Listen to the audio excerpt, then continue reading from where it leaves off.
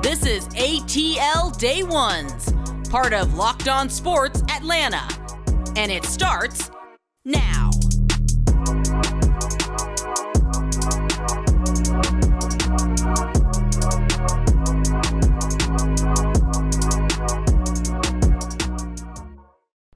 Welcome into ATL Day One with Jarvis and Tenitra. We want to say thank you for making ATL Day Ones your first listener today. And remember, we're free and available wherever you download your podcast. And wherever you download your podcast, we are asking you that you give us a 5-star review. We really appreciate that. There are some good things cooking in the Atlanta area.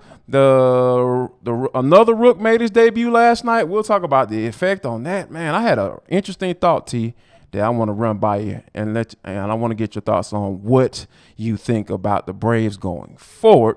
And Michael Vick has some interesting things to say about Marcus Mariota. We'll talk about that. And last but not least, and for the culture, why was Domino's opening up locations in Italy anyway? And the Hawks got the number 2 ranking of off seasons. And for the culture, we'll talk about all that. But before we get there, the Braves win last night, T, 8-4. By sweeping the Red Sox, And I think that when you look at the type of performance that we asked that Kyle Wright put out there, he listened, he heard us, and he went out there and did his thing. 6 innings pitched, only 1 run given up.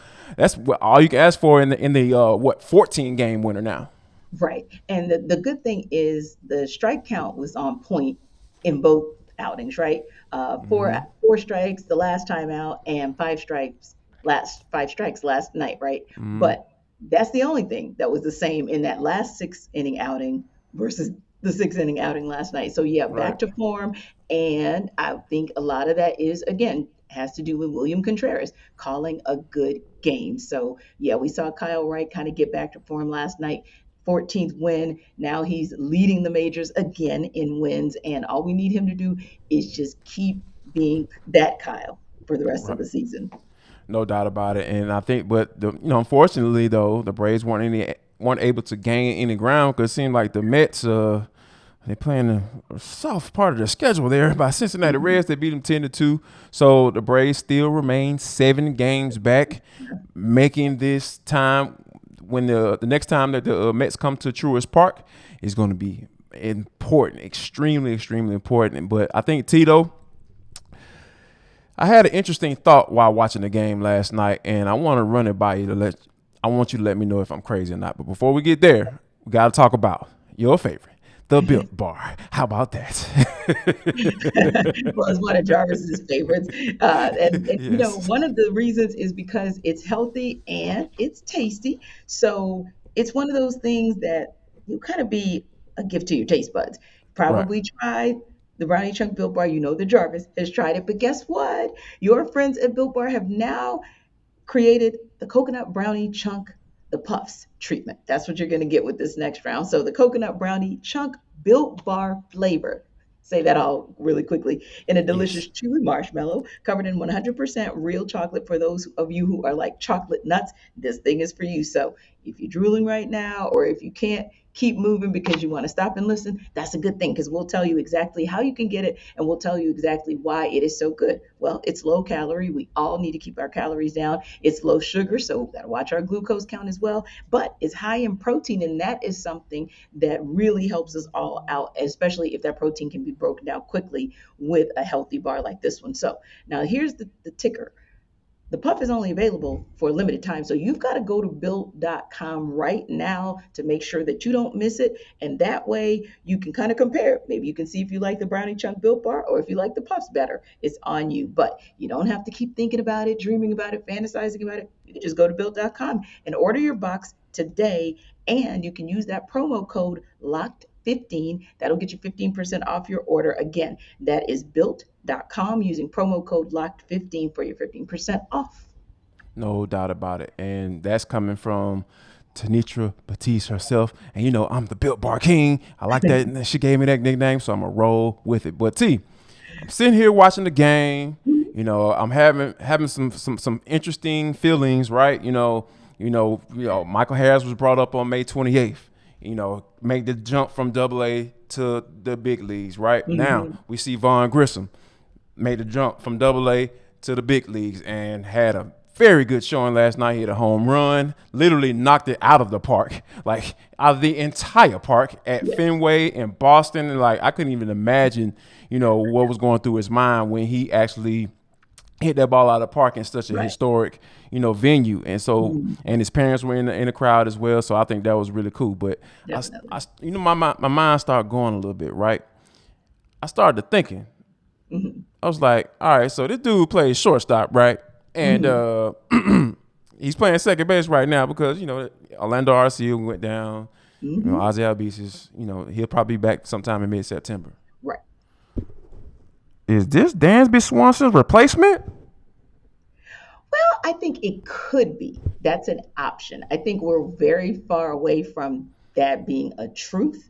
But I think when you list him as what he is, which is an infielder, then you know that you have options and where you can put him in the infield. It does at least tell you that your top prospect, if negotiations don't go well with Dansby Swanson, can actually take his place. So I think it's one of those where, like those too early polls in the college football season, this might be too early, but I get it. You can't help but think about it.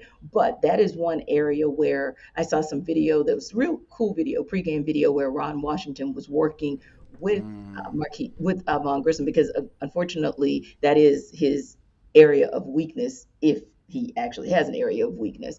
That is his fielding. So he was really working with him, and you could see a couple times where he missed that ball, just like we saw last night in the game, just a little miss there, which cost them a double play, cost the Braves a double play. But Ron Washington was there, telling him, okay, how to angle his body, how to prepare a little bit, how the split second timing will make the difference in being able to do a double play versus not so much. And again, Jarvis, this is his first game in the majors, so could have been a little bit of jitters, if you will, but we know that's an area that they have to work on, especially to get up to the level of where Dansby is, because he has proven himself to be he's a Gold Glove guy, no doubt. There you go. When you're a Gold Glover, that speaks for itself. So I like that people are thinking about it. I know that Alex Anthopoulos is probably thinking about it, and glad that he has that in his back pocket, because hey, Jarvis, real talk, it certainly would be cheaper than going out and trying to get a free agent to replace Dansby should you lose him. And there's nothing like being able to say your farm system is arguably the best in the bigs, because who else is bringing up folks from AA and they're producing immediately, or even somebody like Austin Riley, right? So my mind goes even back there, like for the past couple of years, when you bring people up, they're pretty much, other than one here or one there, like a Christian Pache, but everybody else has pretty much done the deal. So yeah, I think he at least is a possibility, gives AA something to work with. No doubt about it. And the reason why my mind started to go in that way is because the Braves play hardball with Freddie Freeman. Freddie Freeman is arguably one of the best players to ever put on a Braves uniform. And that's saying a lot. Like I said a mouthful. Like I'm literally almost at a loss of words because I just said that. Like, think about all the people that have come through the Braves organization. And when you think about them saying, hey, here's what we have to offer you. If you don't like it, I ain't saying they said kick rocks, but they were like, hey, man, we appreciate you, all you've given to us. And we got the World Series. And, man, you can always come back and we'll retire. We'll sit your number down or something like that. So, yeah, if they're willing to do that with Freddie Freeman, I know for sure they're able to do that with Dansby Swanson. And think about it like this, too. They didn't draft him. So, what's the real, sentimental value here? So, yeah, that's why I'm kind of thinking like that. Right, but I think it just depends, because I would venture to say as well that just like Freddie's regretting his decision, I don't think that the Braves were 100% on that being the right call with Freddie. I think that could have maybe played into, hey, let's go ahead and get Austin Riley out of the way, and that way we can focus on potentially keeping Dansby Swanson. So I think that's kind of the two sides of the same coin, because just like, you said, it could be that the Braves organization is saying, hey, we let Freddie go, so if we got to let you go, we'll let you go. But it also could mean, hey, that may not have been the 100% best way to have gone about it. And so maybe we learned some lessons as well on how we want to approach this thing with Dansby. No doubt about it. There's definitely some lesson to be learned from both sides. Well, or all three sides: the agent, Freddie, and the Braves. I think you got to break those things up a little bit just to kind of get exactly what you need there. But coming up next, though, T, we're gonna break down what Michael Vick said about the Atlanta Falcons. Was he on point? Or does he may need to kind of dig a little deeper about what he said? We'll talk about all that next right here on ATL Day One's part of Locked On Sports Atlanta. This is Jarvis. Welcome back to ATL Day Ones. I am Tenitra, that's Jarvis, and we appreciate you guys for always stopping by to check us out. We appreciate you also going to wherever it is that you get your podcast, whatever platform that is, downloading us and continuing to give us those 5-star reviews. We're grateful for it, and also grateful that you guys continue to stop by YouTube as well. You guys are subscribing and liking everything on our Locked On Sports Atlanta channel. So again, appreciate you guys for that. And you know what else I can appreciate? The fact that we are just a day away from game day for the Falcons. That is so exciting. Of course, they're going to be in Detroit to take on the Lions, and we already know that Arthur Smith has every intention, unless there is someone who is close to injury and they're still kind of coming back from that. But unless that person is unto injury or whatever, they're going to play tomorrow, and that includes the starters. So the Falcons went ahead and released their first official depth chart of the season late yesterday, and it was interesting, but I was just curious to see if you had any surprises that you saw on that chart. You know what? To be honest with you, kind of just going through the chart, you're looking at some of the people, that were in the starting roles, and like we've been out there at practice, so nothing really surprising, right? As far as who were in the starting alignment. But however, when you're trying to get scroll down a little bit, T, to that reserve spot, there were a few names where I was just like, And this is one that we've been talking about, right? D'Angelo Malone, Troy Anderson, and Drake London. All three of those guys were in reserve roles. Now, if I'm gonna take a wild guess, right, as to why that may be the case. I think that when you look at some of the development, some of the things that guys have to work on, I think that those guys are, may have been put in the category of these some guys we're gonna have to continue to develop and work through some of the little things that before we start thrusting them into a starting role. Or it may just be T. Arthur Smith said, "Hey, you gonna have to earn your starting spot," and Troy Anderson is a guy that I've said that really. Like, he been at practice, like what's going on? We trying to figure out where he is at practice. Like I said, I mentioned somebody, somebody on Twitter asked me, what have I seen from him? I was like, I ain't seen anything, Jack. So I think those guys are kind of maybe in that category of, all right, we know that you guys were some high picks. That's your first, your second, and your third round pick right there that I just mentioned or named. And we're talking about those guys being in reserve roles right now. I think it's a matter of, for them, they have to go out and prove it on the field. And I have no issue with that whatsoever. Yeah, and for me, I didn't really have any surprises. It was more of just kind of looking down the depth chart, particularly in the secondary, because I think we know what that linebacker core looks like, and we already know we're going to have our eye on them to figure out just who they are. But if we think that the secondary is indeed the best part of the defense, then I started breaking that down, and I was like, man, listen, I sure hope the starters stay healthy, because as good as the starting four are in that secondary, and possibly, Isaiah Oliver and nickel packages, is as questionable as they are when you start to go deeper on that depth chart. So that was one of the things, not so much a surprise, but it was just sort of like a note to self, like, boy, I hope those those starters for the secondary really do stay the course for 17 games in the regular season, because not sure that there's really depth at that particular position. So before we go into a little rapid fire talking about and getting reaction to Marcus Vick and his comments on the guys who are going to His be brother, Michael. Michael, I keep saying Marcus, so forgive me guys for that. But as soon as we go on the other side of that, we're going to talk a little bit about Vick's comments at training day practice yesterday. But first thing is first, let's talk about another one of our favorites, Coffee AM.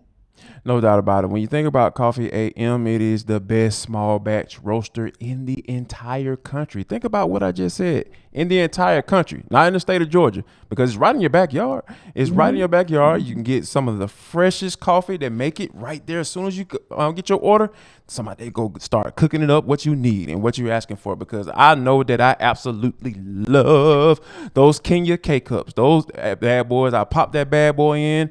You start hearing and smelling that coffee brewing, and I'm like, oh my God, yes, I cannot wait to get my hands on a cup, because, I be needing my stuff. I start my days early, 5 o'clock in the morning. I'm in the gym. I'm trying to get it in, and I need me a pick-me-up, and I think Coffee AM is the place you need to go. Now, how can I get my hands on it, Jarvis? Yeah, you say it in that type of voice. I know how you guys talk. So here's what you do. Go to coffeeam.com/lockedon and drop in the coupon code box. And you're going to get 15% off all coffee, teas, and gift sets. All you got to do is drop in the code locked on in the coupon code box, and you're going to get 15% off. And that website again is coffeeam.com/locked on. Drop that locked on code in there and you'll get 15% off. Go to Coffee AM today. Yes, and you guys know I love Coffee AM's tea. And speaking of tea, Michael Vick brought the tea at practice yesterday when he was asked a question about QBs. So what I'm going to do, Jarvis, is break down each section of what he said in that quote, and let's get some quick rapid fire reaction. So okay. First part of the quote was this: it's definitely Marcus's job. Marcus should be the starter. I would think that he would be the starter.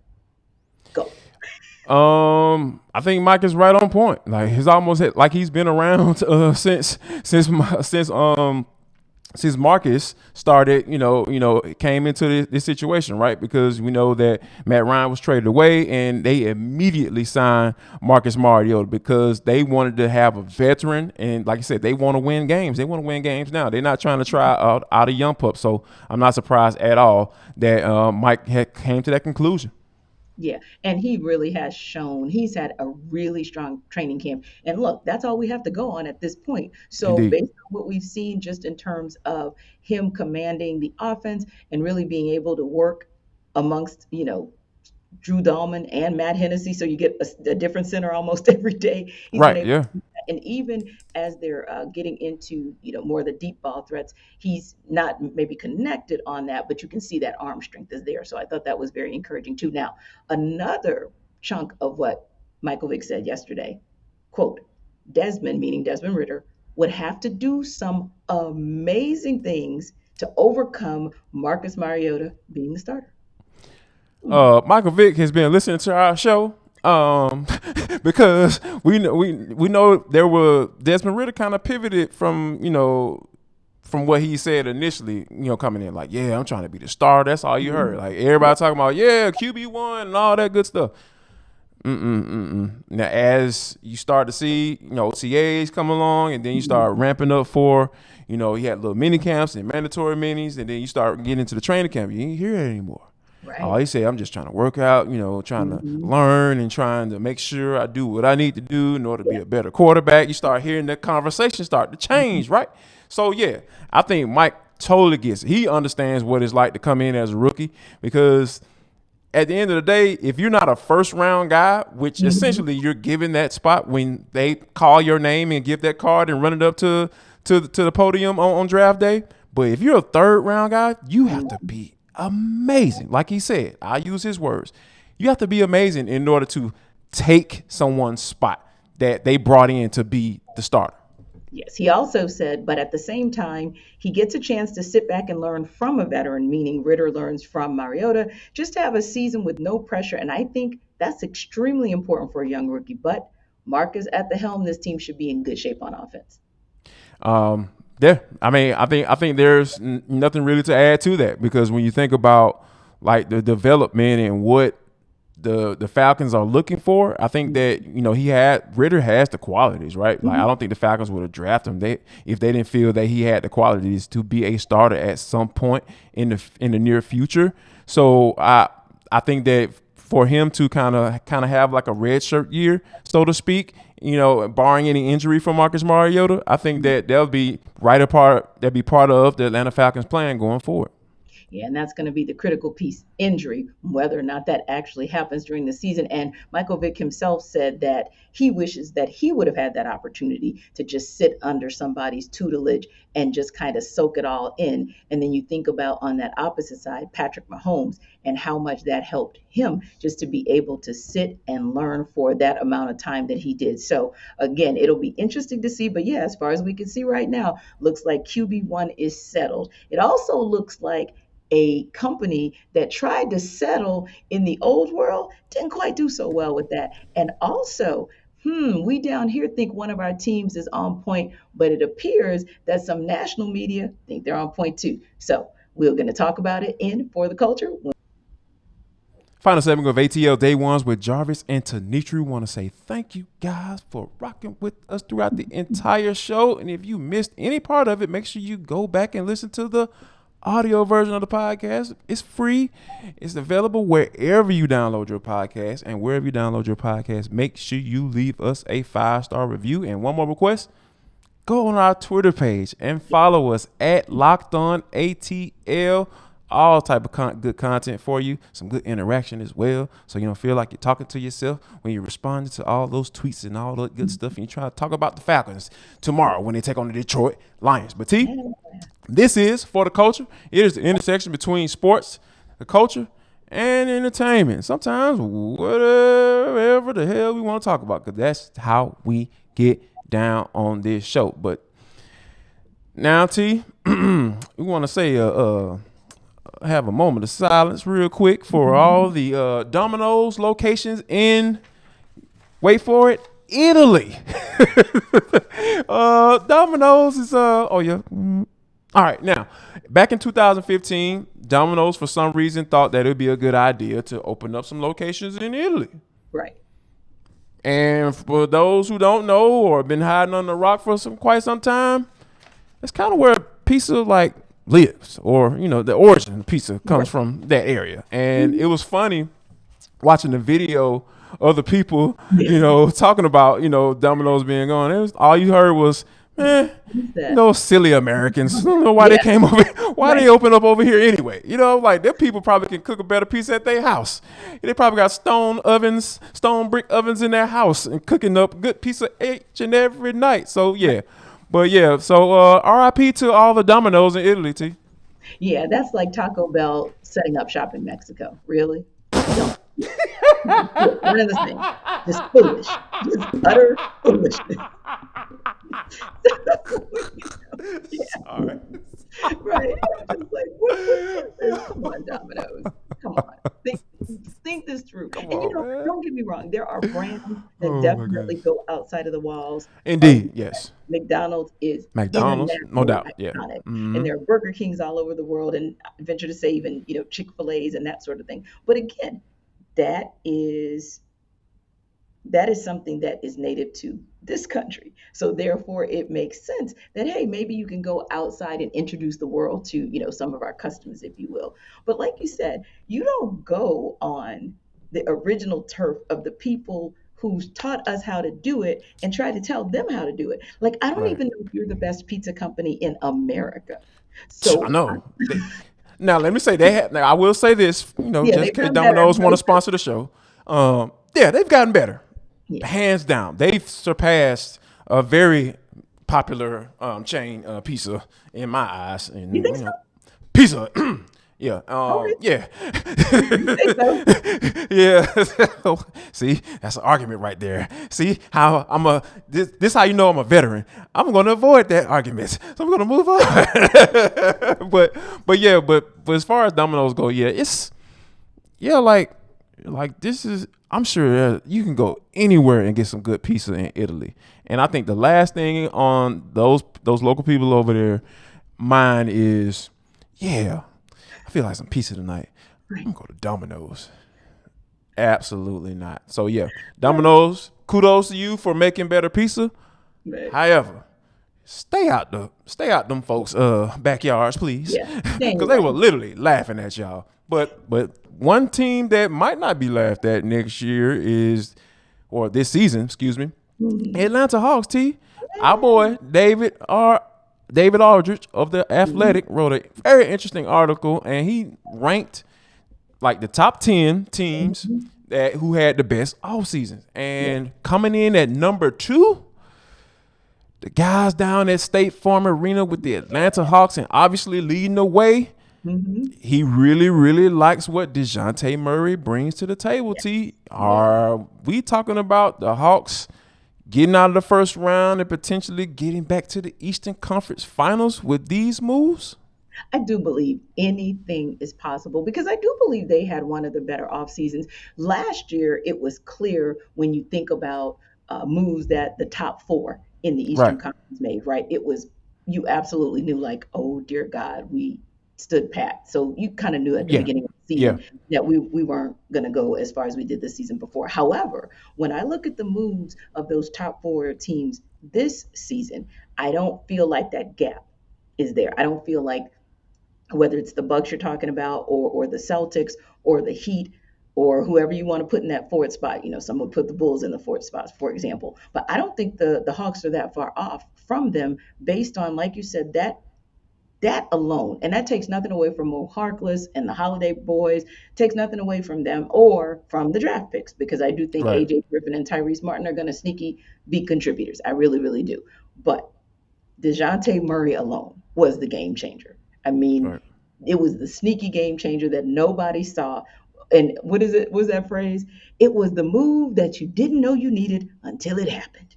Indeed, because we all know that, Nate McMillan has been an advocate for Trae Young to play more off the ball, and we know DeJounte Murray just making an All-Star game as a point guard last year. He kind of qualifies for that spot, right? And he's an excellent defender as well. So we know that is going to be they're going to help Trae out tremendously on both ends of the court. And I think that other thing though, before we get out, I think that is what makes it even more interesting, and I think that it's going to push the Hawks to be a little bit more than what people may expect, is that it's going to force John Collins to kind of, step his game up, because he's going to have another guy that's going to be able to set him up and facilitate and run the pick and roll.